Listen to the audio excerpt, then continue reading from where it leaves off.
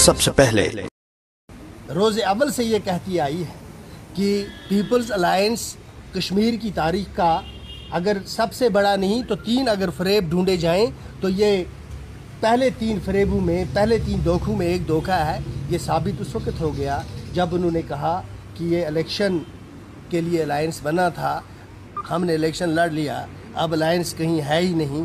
तो हम कम से कम इस अलायंस के उन पार्टी से हेड से ये इस्तदा करते हैं और तवक्का रखते हैं कि उनको जम्मू और कश्मीर के लोगों से माफ़ी मांगनी चाहिए कि उन्होंने अलायंस के नाम पे वोट तो ले लिया, न कहीं अब अलायंस है और न कहीं उनकी वो जिद्दोजहद है, न कहीं वो वाइट पेपर है, न कहीं वो वादे हैं।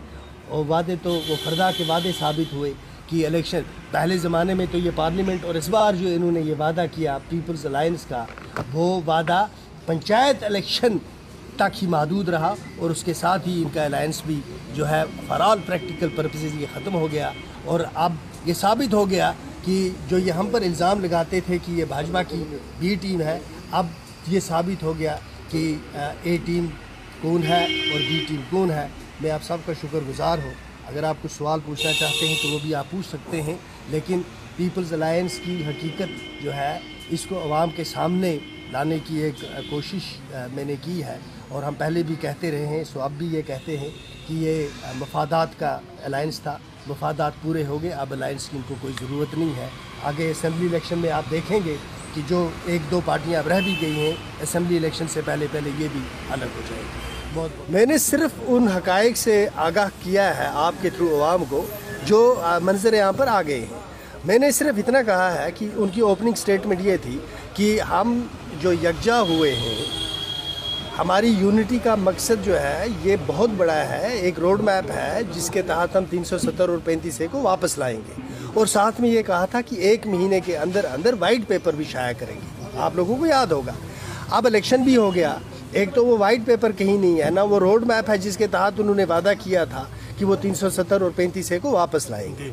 हमने उस वक्त ये कहा था कि ये अलायंस इलेक्शन लड़ने का अलायंस है, तो उसमें उन्होंने कहा था कि इलेक्शन का कोई अलायंस नहीं है, ये अलायंस एक लार्जर काज का है। कल मुस्तफ़ा कमाल साहब ने कहा कि हमने अलायंस इसलिए बनाया था कि हम इलेक्शन लड़ें और हम अपनी स्ट्रेंथ दिखाएं।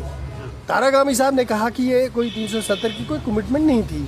सजाद लोन साहब ने कहा सिंसियरिटी नहीं थी, हम एक दूसरे के खिलाफ इलेक्शन लड़ रहे थे। तो इन हालात में अलायंस खुद ब खुद बिखर गया जब कल मुजफ्फर शाह ने मामे अपने पर और नाने अपने पर इल्ज़ाम लगाए।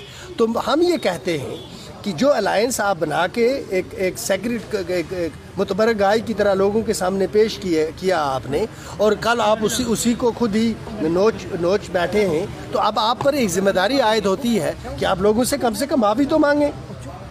आप तो करगिल को यूनाइट करने चले थे, जम्मू को यूनाइट करने चले थे, कश्मीरियों को यूनाइट करने चले थे। आप तो 11 आदमी यूनाइट नहीं रहे, तो आप किस तरह से इन 3 खितों को यूनाइट करेंगे? और आपने जो एक दूसरे पर इल्ज़ाम लगाए हैं, इन इल्ज़ामात के बाद आपकी कौन सी इज़्ज़त और विकार रहा कि जो आपको आप मरकज़ को सीरियसली लेगा और आपके ज़रिए से वो 370 और 35 वापस देगा?